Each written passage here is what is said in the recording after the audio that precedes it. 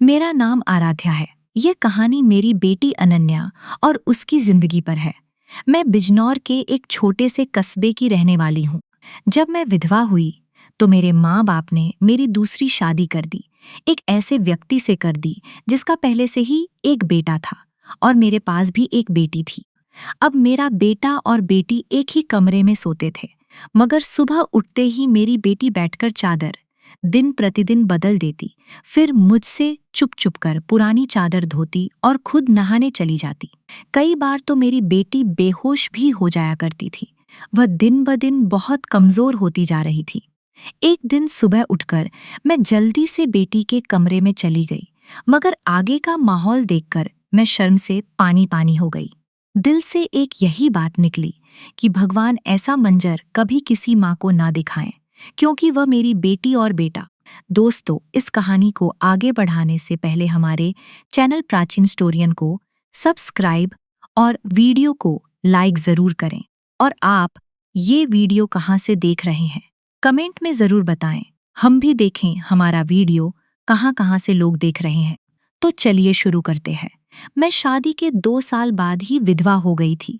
उस वक्त मेरी उम्र 18 साल थी, क्योंकि मेरे माँ बाप ने मेरी शादी 16 साल की उम्र में ही कर दी थी। मैं अपने माँ बाप की इकलौती बेटी थी, मगर मुझे ऐसा लगता था कि मैं उन पर एक बहुत बड़ा बोझ हूँ, मानो जैसे मैं उनकी बेटी ही नहीं थी। मेरे पैदा होने के बाद ही मेरी माँ ने कोई खुशी नहीं देखी थी और मेरे पिताजी को तो बेटे की बहुत चाहत थी। इसीलिए वो मुझे नापसंद करते थे और हमेशा ही मुझसे अलग रहते थे। मुझे दिल से प्यार नहीं करते थे। वह मुझे अपना मानते भी नहीं थे और मुझ पर बहुत गुस्सा करते थे। कुछ खानदानी शक्तियों की वजह से मेरे पिताजी दूसरी शादी भी नहीं कर सके। बस इसी कारण वह मुझसे बहुत नफरत करते थे। हर वक्त मुझसे सख्ती से ही बात करते थे और इसी वजह से उन्होंने मेरी शादी भी जल्दी ही करवा दी थी। मेरा पति सरकारी स्कूल में एक शिक्षक था। हमारी एक 3 साल की बेटी भी थी, मगर एक दिन विद्यालय से आते हुए रास्ते में उनका एक्सीडेंट हो गया और मौके पर ही उनकी मृत्यु हो गई। वह मेरा साथ छोड़ गए। वह दिन मेरे लिए किसी कयामत से कम नहीं था। मुझ पर तो परेशानियों के पहाड़ ही टूट पड़े थे। कुछ दिन गुजरने के बाद मेरे ससुर ने भी मुझे मेरे माँ बाप के घर भेज दिया। शायद उन पर भी मैं बोझ ही थी। वो भी मुझे अच्छा नहीं समझते थे। उनके ख्याल से मैं मनहूस औरत थी। मैंने ही जैसे उनके बेटे को मार दिया हो। फिर मैं चुपचाप अपने माँ बाप के साथ उनके घर आ गई। मेरे माँ बाप ही मुझे बोझ समझते थे। मैं अपनी बेटी को सीने से लगाकर अकेले अकेले बहुत रोती थी। फिर कुछ दिन बाद मेरे माँ बाप ने मेरी दूसरी शादी कर दी, एक ऐसे व्यक्ति से जिसका पहले से ही एक बेटा था और मेरे पास भी एक बेटी थी। हम दोनों एक जैसे थे, इसलिए हमारी शादी हो गई, वरना मेरे तो अच्छे रिश्ते भी नहीं आते थे। उसका बेटा मेरी बेटी से 1 साल छोटा था। उसके बेटे का नाम आरव था और मेरी बेटी का नाम अनन्या था। हम लोग साथ रहने लगे और वक्त इसी तरह गुजरने लगा। देखते ही देखते अनन्या 16 साल की हो गई और आरव 15 साल का हो गया। तभी आरव के पिता का देहांत हो गया। वह भी इस दुनिया से चले गए।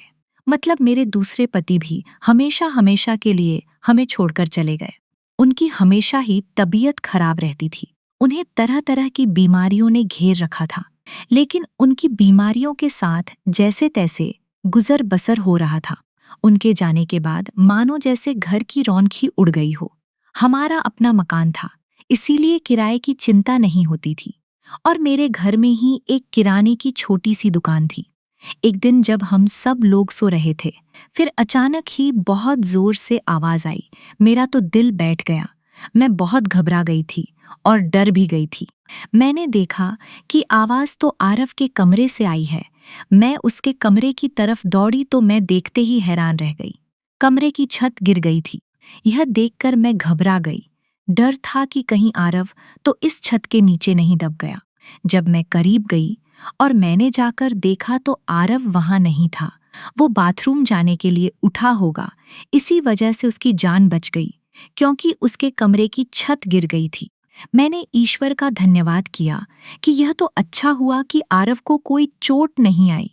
अगर उसको कुछ हो जाता तो मैं उसके स्वर्गवासी पिता को क्या मुंह दिखाती। लेकिन अब हमारे पास इतने पैसे नहीं थे कि हम उस छत को दोबारा डलवा सकते। कमरे का तो कबाड़ा ही बन गया था, सारी छत गिर चुकी थी और हमने उसको उसके हाल पर ही छोड़ दिया। उसके बाद मैंने अपने लिए अपना बिस्तर रसोई में ही डाल दिया और कमरे में दोनों बच्चों को सोने के लिए कहा, क्योंकि बाहर तो बहुत ज़्यादा सर्दी थी और बाहर कोई सो भी नहीं सकता था और कमरे में एक बेड और एक चारपाई ही थी। दो लोग भी बहुत मुश्किल से सो पाते थे। अब वह दोनों एक ही कमरे में सोते थे। मजबूरी थी, क्या कर सकते थे। घर में तो दुकान थी और मेरे पति ने घर में 3 ही तो कमरे बनवाए थे। यूं तो हम 3 लोगों के हिसाब से कमरे ठीक थे, लेकिन एक कमरा दुकान के लिए भी तो जरूरी था। अब मजबूरी थी, क्या कर सकते थे, गुजर तो करना ही था। एक दिन मेरा बेटा बेटी के कमरे में सोया तो सुबह सुबह कुछ ऐसा हुआ कि मैं चकित रह गई। आरव तो सवेरे उठकर नाश्ता करने भी बैठ गया था, जबकि अनन्या अभी तक सो रही थी। वह तो इतनी देर तक नहीं सोई थी, लेकिन आज वो इतनी देर तक क्यों सो रही थी? उसकी आदत थी कि वह सुबह जल्दी उठ जाया करती थी। मैंने उसको आवाज भी दी तो वो उठ नहीं रही थी। थोड़ी देर के बाद मैंने उसके कमरे में जाकर उसको देखा तो पता चला कि वह बेहोश हो चुकी थी। मैं बुरी तरह से घबरा गई थी कि उसको क्या हो गया। मैंने फौरन ही आरव को बोला कि पास के ही डॉक्टर को घर बुलाओ। डॉक्टर घर पर आया तो डॉक्टर ने कहा कि यह बेहोश हो गई है। लड़की काफी कमजोर है, खून की भी कमी है। कोई भारी काम इससे मत करवाना, बस आराम ही करवाना, फल, अच्छा खाना वगैरह खिलाएं, ठीक हो जाएगी। जब अन्या को होश आया तो मैं उसके पास गई और मैंने उससे पूछा कि तुम्हें क्या हो गया था। तो वो कहने लगी कि बस ऐसे ही बैठे बैठे मुझे चक्कर आने लगे थे और मैं बेहोश हो गई थी।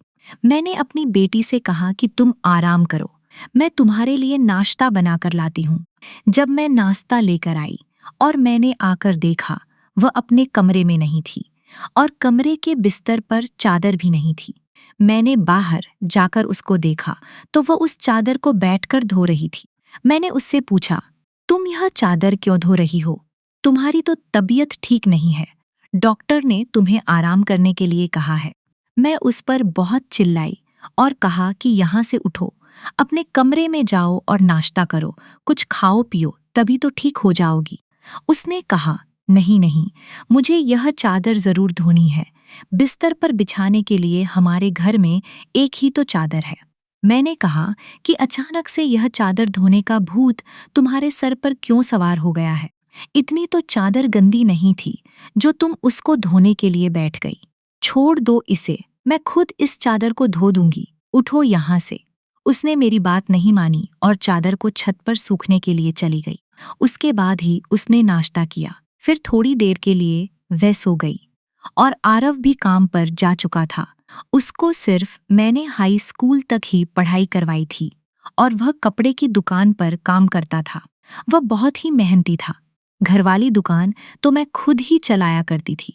वैसे भी उस दुकान में ज्यादातर बच्चे ही आते थे। दिन इसी तरह से गुजर गया।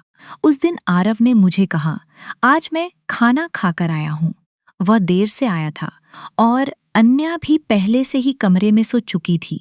वह भी जाकर कमरे में सो गया। मैंने भी रसोई में अपनी चारपाई डाल रखी थी।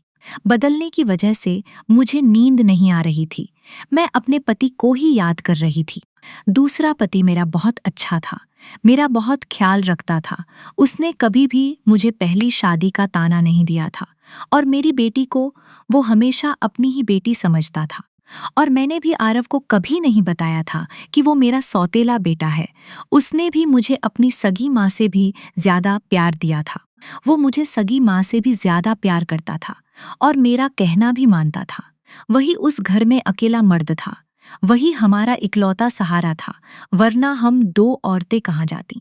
काम भी अच्छे तरीके से कर रहा था। मैंने उसे कहा भी था कि वह आगे की पढ़ाई प्राइवेट पढ़ ले, क्योंकि अगर उसके पास कोई अच्छी डिग्री होगी तो नौकरी भी अच्छी मिल जाएगी। वह मेरी बात मान लेता था। सुबह सुबह फिर से कुछ ऐसा हुआ कि मैं हैरान रह गई। अन्या फिर से बेहोश हो चुकी थी और इस बार तो उसकी शक्ल देखकर लग रहा था जैसे उसके जिस्म का सारा खून ही खींच लिया गया हो। वह बिल्कुल पीली पड़ गई थी। फिर मैंने डॉक्टर को बुलवाया। डॉक्टर ने वही बात कही।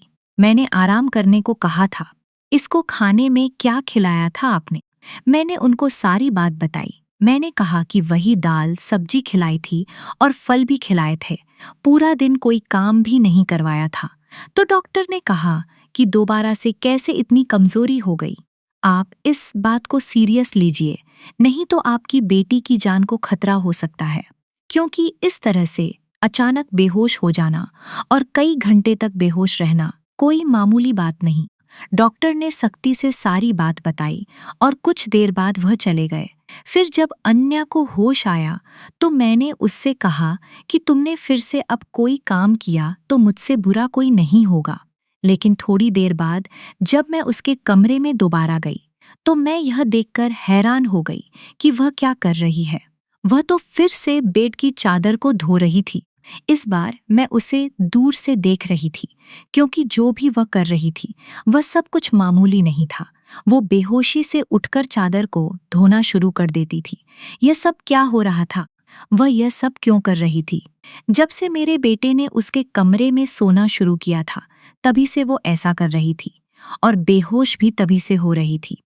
आरव उसके लिए था तो सौतेला भाई, लेकिन बचपन से दोनों एक साथ ही पले बड़े हैं। उन दोनों में तो सगे भाई बहनों जैसी मोहब्बत थी। फिर ऐसा क्या हो रहा था? मेरी बेटी की तबीयत दिन दिन क्यों खराब होती जा रही थी। मैं रोती और सोचती रहती कि यह सब कुछ क्या हो रहा है। एक औरत कमजोर तब होती है जब वह बच्चे पैदा करती है, तो उसके अंदर बिल्कुल भी ताकत नहीं रहती। लेकिन जवान लड़कियां यूं बेहोश होने लगें, यह तो कोई नॉर्मल बात नहीं थी। दूसरे ही दिन उसने चादर धोकर छत पर सुखाई। वह आसपास भी यही देख रही थी कि जैसे मैंने उसे देखा तो नहीं है। मैं रसोई की खिड़की से यह सब कुछ देख रही थी। मैंने भी उसको ऐसा एहसास नहीं होने दिया जैसे मैं उसको देख रही हूँ। लेकिन मेरी बेटी क्या कर रही थी? वह फिर से बिस्तर पर आकर लेट गई और उसने अपने ऊपर वाली चादर को ओढ़ लिया, ताकि मुझे कुछ पता ना चले कि नीचे वाली चादर है या नहीं। ये मुझे नहीं पता था। मैंने उसको नाश्ता करवाया और दवाई दी। दुकान अच्छी नहीं चल रही थी। हमारी दुकान पर कोई बड़ा ग्राहक नहीं आता था। सिर्फ बच्चे ही गोलियां और टॉफियां लेने आते थे, जो 5-10 रुपए देकर चले जाते। इसी तरह से तो काम नहीं चलने वाला था। मैं बहुत परेशान थी, लेकिन ये बात मैंने अपने बच्चों को कभी नहीं बताई। आरव को भी कुछ नहीं बताया, क्योंकि वह पहले से ही नौकरी कर रहा था। अब अगर ऐसे में यह बात बता देती तो वह और भी ज्यादा परेशान हो जाता। लेकिन मैं खुद बहुत परेशान हो गई थी। ऊपर से डॉक्टर ने कहा था कि बेटी को अच्छी चीज खिलाओ, लेकिन घर में तो दाल रोटी के भी पूरे पैसे नहीं हो रहे थे। घर का खर्चा करना बहुत मुश्किल हो रहा था। लेकिन एक दिन कुछ बहुत ही अजीब हुआ। मैंने अपने बेटे आरव और अन्या को कुछ ऐसी बातें करते हुए सुना जिनकी मुझे बिल्कुल भी समझ नहीं आई। मेरे बेटे ने कहा, यह तुमने तो अभी से ही अपनी तबीयत खराब कर ली है। इस तरह तो नहीं चलेगा। अगर तुम्हें इतनी परेशानी हो रही है तो फिर हम ये सब नहीं कर सकते। मेरी बेटी ने कहा कि नहीं, मुझे यह काम करना है। इसी तरह के मौके बार बार नहीं मिलते हैं। और मुझे क्या पता था कि मेरे साथ यह सब कुछ हो जाएगा। मुझे तो पता ही नहीं था कि मेरे अंदर इतनी भी ताकत नहीं है। मेरे बेटे ने कहा कि अब तो तुम्हें पता है ना, मैं तुम्हारी जिंदगी को दांव पर नहीं लगा सकता। तो मेरी बेटी का कहना था कि नहीं, सिर्फ 2-4 हफ्तों की बात है, उसके बाद यह मौका नहीं मिलेगा। ये सब क्या हो रहा था? मुझे कुछ समझ नहीं आ रहा था। ये दोनों क्या बातें कर रहे हैं? एक दिन तो मैंने कुछ ऐसा देखा जिसको देखकर मैं रह गई। सुबह सुबह ही मेरी बेटी ने चादर को फिर से धोकर छत पर सुखा दिया और वह एक तरफ खड़ी होकर उल्टी कर रही थी। मैंने कहा कि क्या हो गया है तुम्हें? वो घबरा गई और कहने लगी कि अचानक से मेरा दिल खराब हो गया। मैंने कहा, क्या मतलब है इस बात का कि दिल खराब हो गया? तुम्हारा क्या हो रहा है तुम्हें? और चादर को बार बार क्यों धोती हो? क्या छुपा रही हो मुझसे? अगर मुझे पता चला कि तुमने कोई ऐसी वैसी हरकत की है जिससे मेरी और तुम्हारी इज्जत दांव पर लग गई, तो मैं तुम्हें कभी माफ नहीं करूंगी। मेरी बेटी हैरान हो गई। उसने कहा, माँ, आप किस तरह की बातें कर रही हैं? ऐसा कुछ नहीं है जैसा आप सोच रही हैं। लगता है आज आपने कोई फिल्म देख ली है या किसी ने आपके कान मेरे खिलाफ भर दिए हैं, जो आप इस तरह की बातें कर रही हैं। मैं ऐसा क्यों करूंगी? और अगर मैंने इस चादर को धो दिया है तो क्या हो गया? चादर गंदी हो गई थी, बस इसीलिए धो दिया। आपको क्या पता कि कई दिन से मेरी तबीयत खराब है, तो दवाई खाने की वजह से मेरे पेट में भी खराबी हो रही है। अगर मुझे उल्टी आ गई तो इसका और कोई मतलब नहीं है। मेरी बेटी मुझसे इस तरह से बात कर रही थी। मैंने उसके मुंह पर थप्पड़ दे मारा और वो जमीन पर गिर गई। तभी अचानक आरव भी आ गया। उसने कहा कि माँ, आप यह क्या कर रही हैं? आपने इस पर हाथ क्यों उठाया? तो मैंने उससे कहा, हाँ, मैंने इसको मारा है, इस पर हाथ उठाया है। ऐसा तो मुझे बहुत पहले ही करना चाहिए था, लेकिन अभी मैं पूरी तरह से बात की तह तक नहीं पहुंची हूँ। जिस दिन मुझे पता चल गया तुम दोनों के बारे में, उस दिन देखना। अब मुझे खुद पता नहीं था कि मुझे क्या हो गया था। मेरे दिल में जो बात आ रही थी, मैं वही बोलती जा रही थी, जो कि मुझे इस तरह नहीं करना चाहिए था। रात को अचानक मेरी आंख खुली और मैंने देखा कि मेरे बच्चों के कमरे की लाइट जल रही थी। उस वक्त वह क्या कर रहे थे? उनको तो इस समय सो जाना चाहिए था और मुझसे तो शाम को कह रहे थे कि आज हम जल्दी सो जाएंगे। मैं जब कमरे के करीब गई तो वह न सिर्फ जाग रहे थे, बल्कि बातें भी कर रहे थे। किसी बात पर बहुत ज्यादा खुश हो रहे थे। मेरा बेटा कह रहा था कि तुम बहुत खुशकिस्मत हो, तो बेटी कहने लगी कि हाँ, खुशकिस्मत तो मैं हूँ, लेकिन अभी कल फिर से जब मेरी तबीयत खराब होगी तो माँ मुझे देखकर बहुत परेशान हो जाएंगी। कब तक ऐसा झूठ बोलेंगे? बेटा बोला, बस कुछ दिन और कर लेते हैं, फिर सब कुछ ठीक हो जाएगा। मैं उनकी बातें सुनकर हैरान रह गई। आज मुझसे रहा नहीं गया। मैंने कमरे के दरवाजे को खोलने की कोशिश की तो मैं हैरान रह गई। उन्होंने दरवाजे को अंदर से बंद क्यों किया था? क्या वजह थी दरवाजा अंदर से बंद करने की? वैसे भी अब मौसम बदल रहा था, उनको दरवाजा खोलकर सोना चाहिए था। मैंने दरवाजे पर बार बार दस्तक देना शुरू कर दिया, लेकिन इस तरह से दस्तक देने के बावजूद भी उन लोगों ने दरवाजा खोलने में आधा घंटा लगा दिया। और उसके बाद जब मैंने कमरे में देखा तो उनके अलावा कमरे में कोई भी नहीं था और वह दोनों ऐसी शक्ल बनाकर बैठे थे जैसे नींद से जागे हों। मैंने कहा, इतनी देर में दरवाजा क्यों खोला है? तो कहने लगे, हम सो रहे थे। मैंने कहा कि झूठ नहीं बोला करो, तुम लोग जाग रहे थे और बातें कर रहे थे। उन्होंने कहा कि हम क्यों इस समय जागेंगे और क्यों बातें करेंगे? हमारा कौन सा कल पेपर है जो हम तैयारी करेंगे और जागेंगे? हम लोग तो सो रहे थे। मुझे उन दोनों की हरकतें समझ नहीं आ रही थीं। मेरे पास बोलने के लिए कोई शब्द नहीं थे। मुझे उनकी बातें समझ नहीं आ रही थीं, क्योंकि वह दोनों तो ऐसे ही बैठे थे जैसे नींद से अभी अभी जागे हों। उसके बाद मैंने उनको कुछ नहीं कहा और वहां से चली गई। लेकिन मैं सोचती थी कि कोई न कोई गड़बड़ तो जरूर है। मैं यह देखकर हैरान रह गई कि एक दिन मेरी बेटी के बाजू में नील के निशान भी थे। यह तो जख्म के निशान थे। मुझे समझ नहीं आ रही थी कि उसे क्या लगा था। मैंने उससे पूछा तो उसने कहा कि चोट लगी है, लेकिन चोट तो उंगली पर लगती है, बाजू पर नहीं। मेरी बेटी कोई न कोई बात ऐसी थी जो मुझसे छुपा रही थी। कभी बेहोश हो जाती थी, कभी उसके शरीर पर अजीब अजीब तरीके के निशान होते थे, और कभी उठकर अपने बेड की चादर धोने लग जाती थी और मुझे कमरे में जाने नहीं देती थी। मेरा दिमाग जिस तरफ जा रहा था मैं वैसे सोचना नहीं चाहती थी। मेरी गलती थी। मैंने आग और पानी को क्यों एक साथ रखा? मुझे ऐसा नहीं करना चाहिए था। मैंने सोच लिया कि मुझे अब क्या करना है। जवान लड़का और लड़की को मुझे एक साथ एक ही कमरे में नहीं सोने देना चाहिए था। गलती तो मेरी ही थी। मुझे इन सब बातों का ध्यान रखना चाहिए था। आरव था तो अनन्या का सौतेला ही भाई। नित बदलते दौर में नहीं लगती जवानी। रिश्ता भूल सकता है और सौतेला भाई सौतेला ही तो होता है। फिर मैं कैसे सोच समझकर भाई बहन को एक साथ एक ही कमरे में सुला रही थी?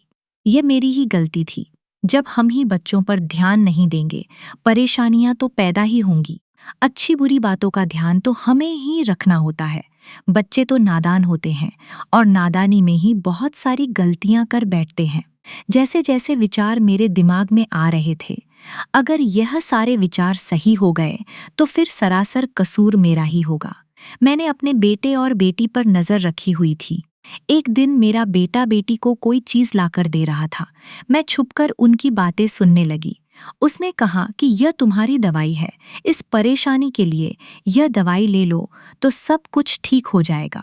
उसने मेरी बेटी को छुपकर वह गोलियां दी। मैं परेशान हो गई। किस चीज की गोलियां उसको दे रहा है? आखिर ऐसी क्या बात है जो परेशानी है दोनों हल करना चाहते हैं और उसके बारे में मुझे नहीं पता। और यह दवाइयाँ मुझे कुछ अजीब सी क्यों लग रही थीं। मेरी बेटी ने भी वह दवाइयाँ फौरन से पकड़ लीं और उनको अपने दुपट्टे के पल्लू में छुपा लिया। बेटे ने कहा कि रात को सोने से पहले खा लेना, तो फिर अगले दिन तुम बेहोश बिल्कुल भी नहीं होगी। और 2-3 दिन तक तो मेरी बेटी वाकई बेहोश नहीं हुई थी, लेकिन उसके बाद शायद उसकी वो गोलियां खत्म हो गईं और एक दिन बाद फिर से मेरी बेटी बेहोश हो गई थी। मेरा बेटा भी घर पर नहीं था, इसीलिए मैंने आज फायदा उठाने के बारे में सोचा।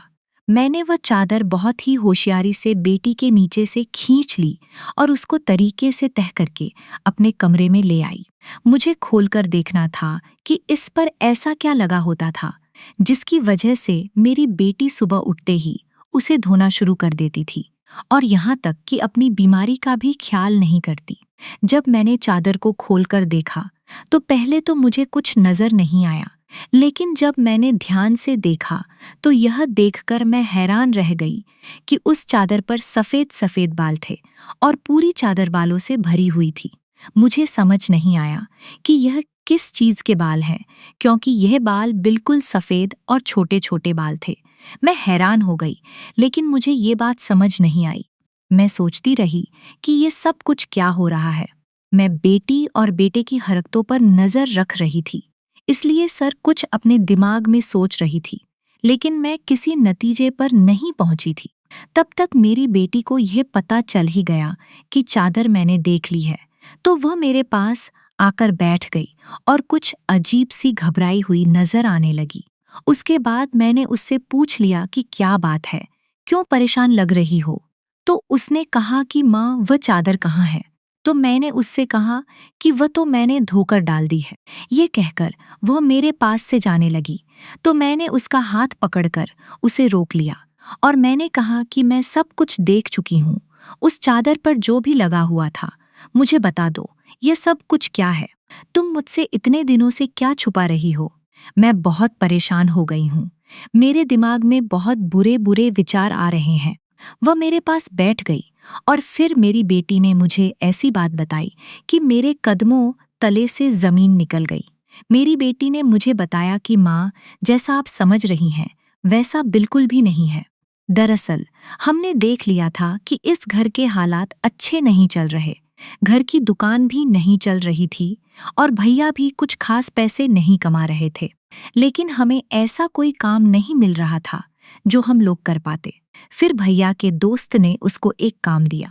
दरअसल उसने कुछ बहुत ही नायाब कीमत के बिल्ली के बच्चे रखे हुए थे, जो कि 3 से 4 की तादाद में थे, लेकिन उनको संभालना उसके बस से बाहर था। इसलिए उसने हमें उन बच्चों को संभालने का काम दिया और उस काम के बहुत सारे पैसे दिए।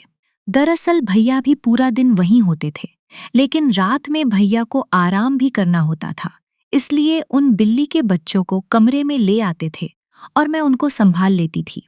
उन्हीं के बाल सुबह चादर पर लगे होते थे, जिसको मैं सुबह को धो देती थी, क्योंकि हमें पता था कि आपको इस तरह की चीज अच्छी नहीं लगती और हम आपको यह सब कुछ बताना भी नहीं चाहते थे कि हम यह सब काम कर रहे हैं।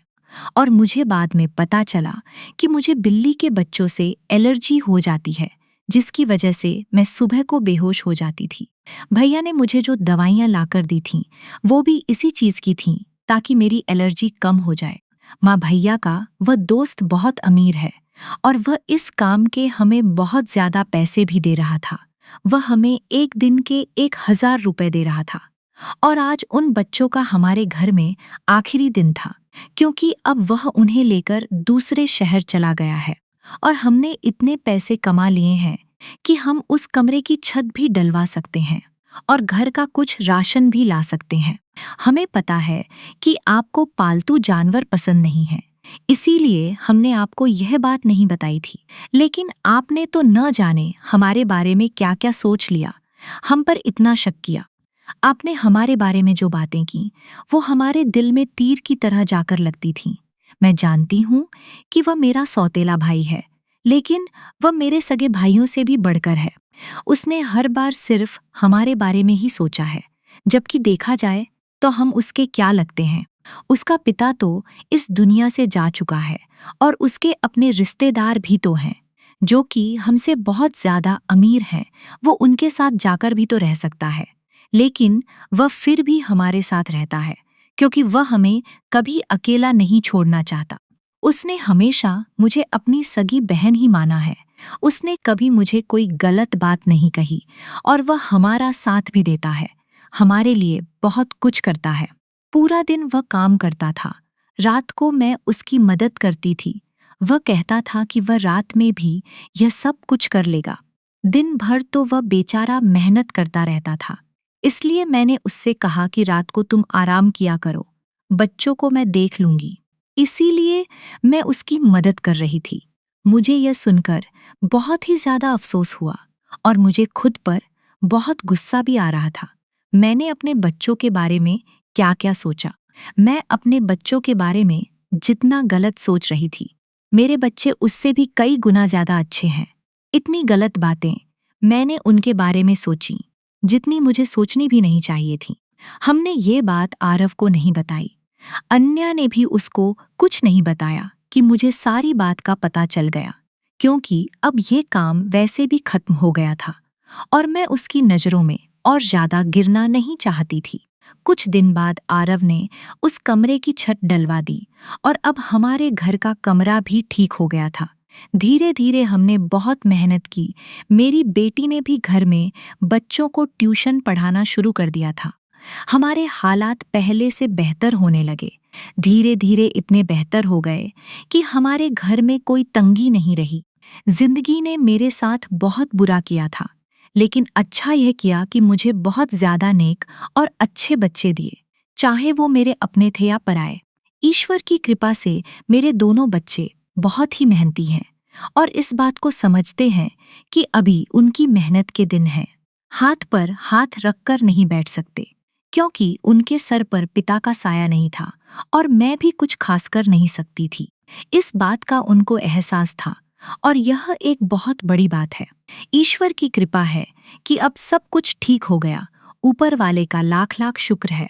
जैसा मैं सोच रही थी वैसा कुछ नहीं हुआ, लेकिन ऐसा हो भी सकता था। अगर ऐसा होता तो मैं कहाँ जाती। बस आखिर में इतना कहना चाहूंगी कि जो ऊपर वाला चाहता है होता वही है। मेरे बच्चे बहुत समझदार हैं और उनके दिल में कोई ऐसी बात नहीं है, लेकिन फिर भी मैं ऐसी माँओं को नसीहत करूंगी कि बच्चों के साथ के मामले में थोड़ी एहतियात जरूर करें और वह गलती न करें जो मैंने अपने बच्चों के साथ की है। मुझे दोनों को एक कमरे में नहीं रखना चाहिए था, क्योंकि जो नहीं हुआ वो हो भी सकता था और अगर वो हो जाता तो सब कुछ खत्म हो जाता। मेरे बच्चे तो समझदार थे, शायद मेरे साथ इसीलिए ऐसा नहीं हुआ। अपने बच्चों का ध्यान रखें, उनकी जिंदगी पर भी ध्यान रखें और वह कब क्या कर रहे हैं इस बारे में पूरी जानकारी रखें और बच्चों पर प्यार करने के साथ साथ थोड़ी सख्ती भी रखें और वह क्या गलती कर रहे हैं क्या नहीं, इन सब बातों के बारे में उनसे जानकारी लेते रहें। और इस बात का ध्यान रखें कि जब बच्चे जवान हो जाएं तो उनका बिस्तर अलग कर देना चाहिए। आपसे भी यही कहूंगी कि अपने बच्चों का ध्यान रखें। दोस्तों, उम्मीद करती हूँ आपको हमारी कहानी पसंद आई होगी। कहानी पसंद आई है तो वीडियो को लाइक करें, चैनल पर नए हैं तो चैनल को सब्सक्राइब करें और हाँ, नोटिफिकेशन बेल को ज़रूर दबाएं ताकि अगली अपडेट सबसे पहले आपको मिले।